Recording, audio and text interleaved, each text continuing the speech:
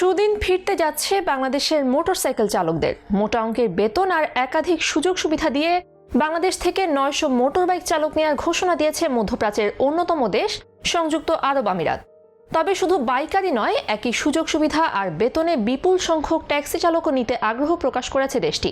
তবে সরকারি সহায়তায় দুবাই গিয়ে এমন লোভনীয় বেতনে কাজের সুযোগ পেতে হলে বাইকারদেরও মানতে হবে বিশেষ একটি শর্ত। চলুন তাহলে জেনে নেওয়া যাক মধ্যপ্রাচ্যের দেশটিতে গিয়ে নিজের স্বপ্ন পূরণ করতে কোন বিশেষ শর্ত মানতে হবে বাংলাদেশের মোটরসাইকেল চালকদের।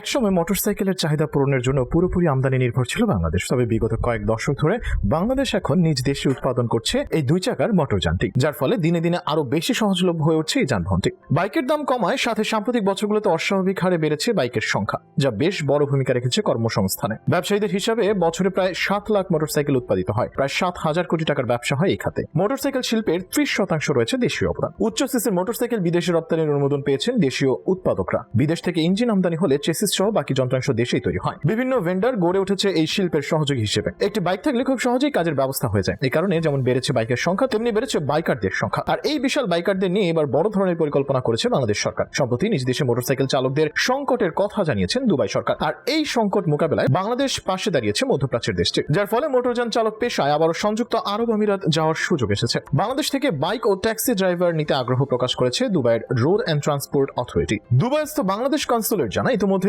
900 কর্মীর ডিমান্ড লেটারও পেয়েছে তারা। তবে এই পেশায় নিয়োগের ক্ষেত্রে ভাষাগত দক্ষতার উপর বেশ জোর দিচ্ছে আরটিএ। দুবাই বাংলাদেশ কনসুলেটের শ্রম কাউন্সিলর আব্দুল সালাম জানান, গত মে মাসের শেষ সপ্তাহে প্রবাসী কল্যাণ ও বৈদেশিক কর্মসংস্থান মন্ত্রণালয়ের প্রতিমন্ত্রী শফিকুর রহমান চৌধুরীর সফরকালে মোটরযান চালক নিয়োগের বিষয় ইঙ্গিত দেয় আরটিএ। সেই অনুযায়ী প্রথমে 500 বাইক রাইডার, পরে আরো 400 বাইক রাইডারের ডিমান্ড লেটার প্রদান করে তারা। একই সঙ্গে ট্যাক্সি চালকের চাহিদার কথাও জানায় আরটিএ। জানা গেছে দুবাই যেতে আগ্রহী তরুণদের কাছে মোটরযান চালকের চাকরি অনেকটা সোনার হরিণ। দেশে প্রাথমিক প্রশিক্ষণ শেষে অনেকে ছুটে যান মধ্যপ্রাচ্যের দেশ সংযুক্ত আরব আমিরাতে। এতে খরচ হয় প্রায় 10,000 দিরহাম। এই পেশায় দেশটিতে কর্মরত প্রবাসী বাংলাদেশিদের সংখ্যাও কম নয়। কেউ বাইক রাইডার, কেউ কাজ করেন ট্যাক্সিতে। দুবাই ট্যাক্সি চালকরা জানান, কমিশনের ভিত্তিতে কাজ করতে হয় তাদের। 12 ঘন্টার কাজের বিনিময়ে মাসে পাওয়া যায় 3 থেকে 4,000 দিরহাম। তবে এই জন্য প্রতিষ্ঠানকে মাসে 15 থেকে 20,000 দিরহাম জমা করতে হয়। খাওয়া থাকা নিজের খরচে হলেও প্রতিষ্ঠান থেকে গাড়ি পাওয়া যায়। এটি দিনে 2 জন চালক ব্যবহার করতে পারেন। 12 ঘন্টার ব্যবধানে 2 বার হাত বদল হয় এই গাড়ি। অন্যদিকে ডেলিভারি প্রতিষ্ঠানগুলোতে কাজের সুযোগ পান বাইক রাইডাররা। আরো কাজ করেন কমিশনের ভিত্তিতে। কেউ 8 ঘন্টা, কেউ কাজ করেন 12 ঘন্টা। প্রবাসী চালকরা বলেন, দেশে গাড়ি কিংবা বাইকের লাইসেন্স থাকলেও আমিরাতে এসে পুনরায় লাইসেন্স নিতে হয়। এই খরচও বহন করতে হয় চালকদের। তাই দালালদের মাধ্যমে ঝুঁকি না নিয়ে নতুনদের